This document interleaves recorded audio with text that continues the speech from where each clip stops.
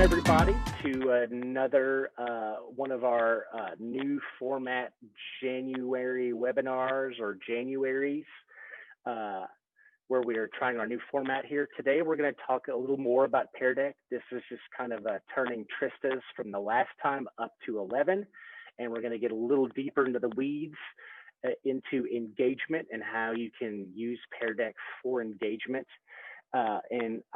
Being me, you know me enough to know that I really sort of thought a lot about the implications of the word engagement, what specifically that can do. And it got me to thinking about one of my favorite features about PearDeck and why it's one of my favorite features.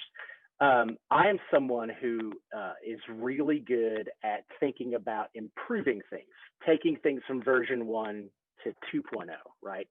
I may not be the best at getting to the version 1.0, but I am gangbusters with going from 1 to 2. And what I love about PearDeck is it sort of fosters that kind of thinking. You're not throwing out the baby with the bathwater adopting this new tool. So you can take things that you've made previously in PowerPoint or slides and literally just add features to it. So we are kind of modeling an improvement mindset in our own work as well. So it's one of the cool things I like about this. And one of the problems with those tools in the past, PowerPoint, Google Slides, is it's a presentation tool, but it's also a means of a one-way information transfer, right? We're dispersing information from our noggins to our kids' noggins. And what PearDeck does is it allows then a two-way communication. I can, as the teacher, I can orchestrate and elicit responses from kids to get what I called when I taught like a pulse check. I just wanted to check in with my kids occasionally, see how they're doing. And so that's kind of my jumping off point into this topic of engagement in PearDeck, the pulse check, if you will. Mid-lesson, how are you doing? Are you keeping up? Do you have any questions? What's your comfort level? Any pain points along the way? PearDeck is really good about letting you do that. So I'm going to go ahead and jump in. What I have for you here is a sample slide deck, and I intentionally left it here and not in PearDeck yet because I wanted to sort of remind everybody one problem that we've experienced. A lot of my teachers I've noticed have painstakingly put wonderful questions and wonderful activities into PearDeck, but then couldn't, like, they'll say, I started my slideshow, where are these cool things? Where are these interactive elements? It's because they have gone up here and used the Google Slides share button, and that will just pull it up as a regular slideshow. To implement these cool features that you have intentionally put into your slideshow, you need to actually open the PearDeck plugin. And for a lot of you, it'll be right here. For whatever reason in my browser, it's not pulling up. So if it's not pulling up for you, you go under add-ons and then PearDeck for Google Slides add-on. And it literally is just a sidebar that pops in from the right, okay? Here, once you've created that, this button is where you want to share. Okay, so I'm going to go ahead and do that now. And I have my class in here with me, my fellow secondary DLSs, Taylor and Trista, and they're going to be my audience. And I'm going to also sort of throw my own stuff in here too. I'm going to go ahead and click Start Lesson, and we're going to pretend that that this is class day. So as a teacher, and we're going to go into this more when we talk about implementing this tool into Canvas, more student paced, but today I'm going to go to instructor paced. Click here, opens a new tab in my Google Chrome. And we're loading. And we're still loading. Here we go. So as a teacher, I would have this up when my kids come into class. So class, go ahead and go to joinpd.com, joinpeardeck.com, and enter this code. I do love the fact that it has the words underneath it. So GBLYI R, Yield Insincere Raisins. That's the name of my new album that's dropping out this week, by the way. So I've got two students connected. I'm going to go ahead and throw mine in there too on this other monitor. YIR.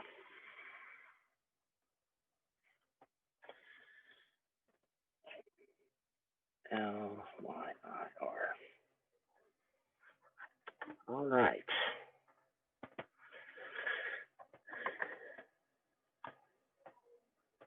Okay.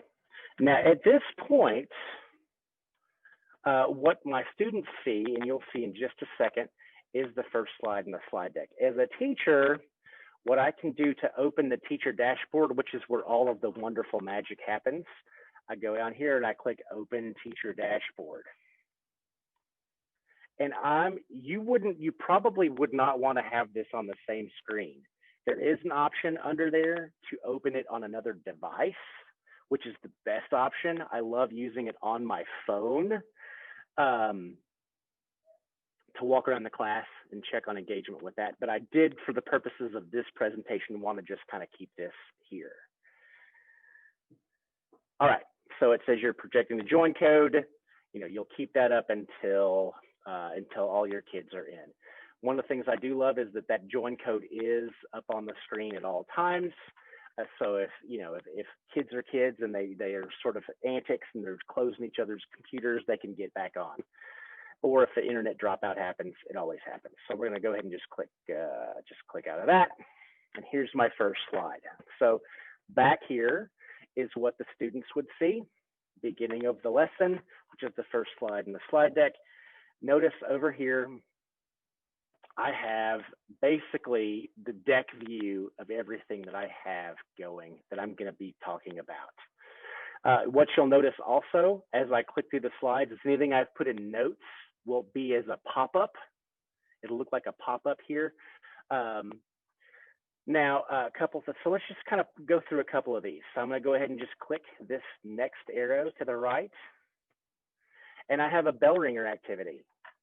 And of course, what the students see is as you come in, get settled with all these instructions. What was your main takeaway from the homework? Now on my teacher dashboard, which may be running on my phone, it's certainly not going to be on the main screen. I see that Taylor and Trista are typing something, and then here's that pop-up for the notes I was telling you about. Notice too, I want you guys to see this. When students pop in initially, they're asking, how are you doing today? Okay, and you get like a red, yellow, or green smiley face, frowny face, whatever. This gives you a chance to check in with those kids that have frowny faces. So if I'm seeing this, I might at some point in the lesson, when there's a few seconds, when everybody's working, I might just pop in and just check on Trista just to see, because she put that she's had a frowny face.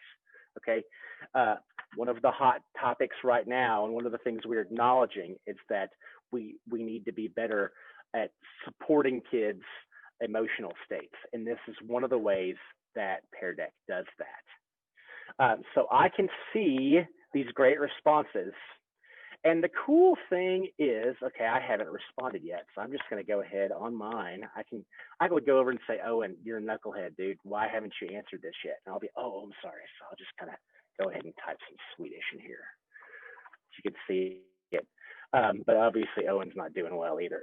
So now here I can see names, right? But let's just say I don't obviously want to show Owen's response, but I just want to show Trista and Taylor's. If I'm going to show responses, I can star these answers, and then I can click Show Responses. And on the screen, I've got those two responses. Now, one of the things I want you to note, there are no names here, right? We can use these as jumping off points for the conversation, and the kid isn't called out. Now, if the kid wants to say that was totally me, like if I said, God, this is a really great response, guys. Who was that? If you want to volunteer, you're welcome to say who it is. And the kid will, if it's a great thing, the kid's probably like, that was totally me. but yeah, you don't have to put the kid on Flash if they don't want to be. So I think that's a really, really cool a feature on this. And it's a cool way to sort of let the students lead the discussion, see where they determine which route they want to go. So I'm going to go ahead and move on to another one here. This was a science. I just went to Montana, and I did notice in the mountains, while it was 3 degrees outside, the rivers did not freeze. And so I thought to myself, why don't rivers freeze even in frozen temperatures? So go ahead. My students are creating responses to this.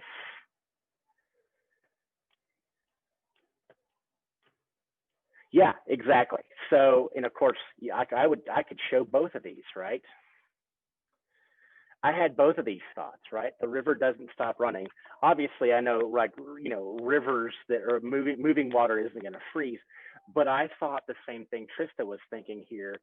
I wonder if part of that is the friction that water moving over that rough rock stuff creates heat, which somehow keeps it above that level as well. I'm going to ask one of my science teachers that later just to confirm, but I had that idea yesterday. So same thing, I can check in, I can show responses, I can even, look at this, I can even leave feedback if I want to leave feedback for these people. And of course, I didn't respond either. I'm such a knucklehead. In the middle of the lesson, I can do true-false questions. So where you just basically pick a true or false. Backing in a parking space is dumb. And I see this on my teacher dashboard. This is kind of cool. I don't really know who has answered that until I kind of move my mouse over that. I can see that Taylor and Trista said false and Owen said true. But I could just show this again. I could show responses and we could have a cool talk about, okay, most of you think that it's false. Why do you not think it's dumb? Why do you think it's a good practice, right? And of course, when you're moving your mouse over it on the screen, it's not going to do that either. It's only going to be on your teacher dashboard where you can see who did what. All right. This is also, we have the thing at the beginning of the lesson where it sort of asks how you're feeling. This is sort of a pulse check on how are you comprehending the information? Are you good? You need more information, so on and so forth. And this is a draggable, as you can see. We can see Taylor and Trista. And of course, they're trying to be funny, moving their dots.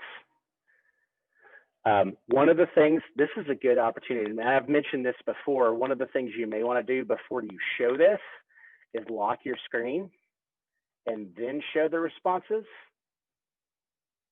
because then they can't move it. Because what happens, obviously, we're multi-degreed professionals in this room, and we still want to move the ball all the way around the room. So you know that 13-year-olds are going to do that too. So professional, you know, just the best practice is to lock the screen and then do hide responses. That lock screen thing is also a good engagement piece as well. If things are getting out of hand, you can just sort of say, lock your screen real quick, and everyone's gonna be like, hey, what's wrong? And they're gonna instantly look up, like, what's going on? Then you have their attention and focusing them back in. So that's another sort of unwritten engagement tool that I really like here. I just like this slide. It's a SEL thing. Hey, we've been talking a lot. This is a lot of information. Get up and stretch real quick. That's kind of a nice little socio-emotional learning thing. And then I wanted to show you one more thing. So when you do multiple choice in PearDeck, it's not going to populate a template slide like the rest of them are, okay? You have to pre-make the multiple choice slide with the question and the answer stems. And then what you have when you build it is what's going to show up on the kids' screens. So really what you're doing on multiple choice is you are making PearDeck work on the back end of your question as well. I think this would be really great for Star practice. If you've got like a PDF of a question, you just throw it in there and then have PearDeck capture the warm up on the back end. But I'm going to bring this back over, and you can see that Trista has answered 2, and Taylor and Owen have not answered. So maybe they're back in the back of the room throwing paper, throwing spit wads at the wall or something. I know Owen is, because Owen's a knucklehead. Taylor's got the world will never know. And then same thing happens here. If I show the responses, it's not going to show. So this is another great point. Half of you answered 2. Why do you think it's 2? Suck all the marrow out of that discussion, because it's metacognitive. Metacognitive discussions are super relevant to kids, because the kids are coming up with their reasoning for thinking. That's ownership, okay? And that's something we always strive for as teachers. Once you've sucked all the marrow out of B, go on to D. Half of you answered D. Why do you think it's D? Suck the marrow out of that complete discussion, and then you can tell them the answer, which is really wonderful. There is no place in here to put a key on the teacher paste, so it will have to come from your mouth, but that's okay. So I think that's really, really cool. I did want to show you questions on the go. Let's say I'm doing, I don't know, an intro lesson on the history behind To Kill a Mockingbird or something like that, and I can kind of see that there's maybe some confused faces, and I just want to throw a question out there real quick. I can just click new prompt from the dashboard, and I literally have all those same question types right here that I can throw in there on the go. And I could just say, I could just throw this in there, and bam, guess what? It shows up on their screens right now. And I can elicit that response and bring everybody's attention back, kind of hear those wavering BBs wandering all around the room and bring them back to the box. So that, in a nutshell, is some of the basic engagement tools in PearDeck. We also still have our wakelet of resources as well. And what we'll have there for you, I put some information in there on the teacher dashboard. There's some pre-made wonderful stuff from PearDeck on every feature of the teacher dashboard. I basically just hit the very top of the tip of the iceberg. I also put some information, and this kind of bleeds over into one of our next discussions on effective feedback. We can move that other the guys if we want to as well. Information on doing what I just did. If you forgot how to add questions on the fly, you can do that right there. This is a new feature. And this is a deeper dive. I didn't quite know where to put this, but there are ways that you can put text into PearDeck and use Immersive Reader for the text to be read to them. So here's that information. It's very good if you have some kids that are maybe not on reading level, which is highly likely. I put some information, and this also goes into some future topics that we'll be talking about as well, about putting things in Canvas, student-paced lessons. I found a resource for great sites to embed into PearDeck. So you can kind of have a web tool working within a web tool. It's almost like Pimp Your Ride, but you're pimping your lesson. It's the putting the fish tank in the back of a Nissan Sentra, right? And then I basically also put some information. Trista last time had alluded to Flashcard Factory and demoed it a little bit, but I also wanted to put some information in here as well for how to set that up, how to manage it, so on and so forth. If you have any questions, man, let your DLS know. We are here to help. Thank you. I'm going to throw it to you now, Taylor. Well, thank you for that. I think looking at this and going over all the examples and being the student and being able to see the teacher dashboard like you showed, I think that there's so much potential. One thing that I didn't realize until after I started using PearDeck was that, you know, the slides that you showed us, those are those template slides and it's all right there. But I could put my own images in there, and that draggable that Trista and I were goofing around with, like we could have our own image there. So I could put a map, I could put the human skeleton, and then I could have kids identify things, and it brings it more in engagement in that way, using whatever images I want. It doesn't always have to be the PearDeck stuff. Oh, and totally, just to turn up what you're saying to tailor to 11, if you teach, let's say you teach Spanish, let's say you teach another language, if you even wanted to stick with those templates, every word on those slides is editable. So let's say you didn't want to have true false in English, you wanted to put true false in Spanish. You can go in there and change every bit of wording to another language as well. I just thought about that as well when you were talking about that. Yeah, and also just because we're talking about templates, they've done a good job of, they have like math templates, social studies templates, science templates. So it kind of gives you an idea of how you can use it in maybe a way you hadn't thought of, and then you can even apply it. If you're looking at the social studies templates, you can apply math concepts to that or English concepts to that. So they've done a really good job. They've partnered with teachers to build those. I think they have all of them now, at least a couple slides for each. I also saw an example where they, for science, the PhET simulations, you know, from the University of Colorado, those are becoming streamed online a little better. And they had that as a website they inserted into the PearDeck. So they did the simulation, they could watch it right there and then respond directly in the PearDeck from a science perspective, which was really cool as well. They're not having to go, click away and then come back to the PearDeck. It's all right in one spot, and kind of gives that sense of just everything is in one place. Definitely. And then, and if I wanted to share just to kind of show some of the stuff that Trista was talking about. So I'm back I've stopped that presentation. I'm back into the slide deck. The template library is here. So you kind of click that rightward facing arrow and it brings you to those lesson builders I was telling you about. And they're grouped by how you would probably plan a lesson before the lesson. Things that I want to know, pulse checks coming in the middle of the lesson, and then sort of reflective pieces. Here are those things Trista was talking about. There are critical thinking slides and social emotional learning, which we hit on a couple of times there. And then this is kind of a new thing, and I say it's relatively new. They have actually started building out slide templates in subject areas. And I love that they call this one Littles. I think that's really cute.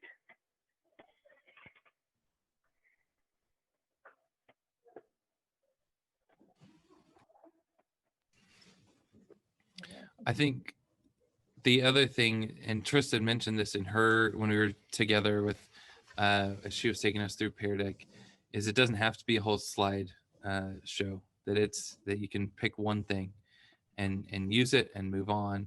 And it's so simple to use, and it's customizable too. Like, you can let your creativity flow. They give you a good foundation with the templates and everything that's already there, but it doesn't have to stop there. It can go beyond, especially within our district, because we have the premium. So we have we can flex those muscles and get that teacher dashboard rolling and get that information out there to really connect. And the big thing about engagement, and students are going to be more engaged if they're getting good feedback. And Owen, you showed it to us that when you're looking at those responses, that you can click on that comment bubble and you can respond and give specific feedback to specific kids, and so that they can be heard and be seen, even in that way. Because some kids, we all know that there's a majority of your classroom that doesn't want to raise their hand and they don't want to talk. But if you give them a button to click or a box to type, they're going to give you a lot of good information. And so it's great that that's in there to have that conversation in PearDeck, even when it's not necessarily something that's common. yeah, and the thing I was going to point out when you were talking about, I don't want to interrupt you, but when you're doing the hot responses, it's actually kind of cool, because if you long click or push that down, you could set a timer. So a timer will pop up for the kids. So that way, like when a teacher's giving a presentation, they ask a question and then it's like crickets. and you're like waiting for the teacher to move on or us moving the dot around, it gives them kind of a prompt to say, okay, you've got, a minute to answer this question, then it's going to be locked for you. And so that'll help. Obviously, I wouldn't do that on every slide, but for certain things, it kind of just prompts them to know that they've got a finite amount of time in order to do that. And that's through the teacher dashboard. Yeah, and I did want to turn up something Taylor was saying too. When we talk about feedback, and this is another topic as well, but that's almost a two-pronged thing, right? As a teacher, as someone who's designed this educational experience, what I'm eliciting from students is feedback for me, right? It's seeing how good I have reached their brains, right? But then also there's a student feedback. So I can, like Taylor was saying, give them feedback on their responses. So feedback works two ways. It's a two-headed monster, I guess, if you want to think about it that way. All right. Any other topics, guys? Well, thank you everyone for joining us, and we'll look forward to the next session, which is this. I forget which topic it is. It is student-paced versus instructor-paced will be the next topic on our tour through PearDeck, if you will. Thank you, guys.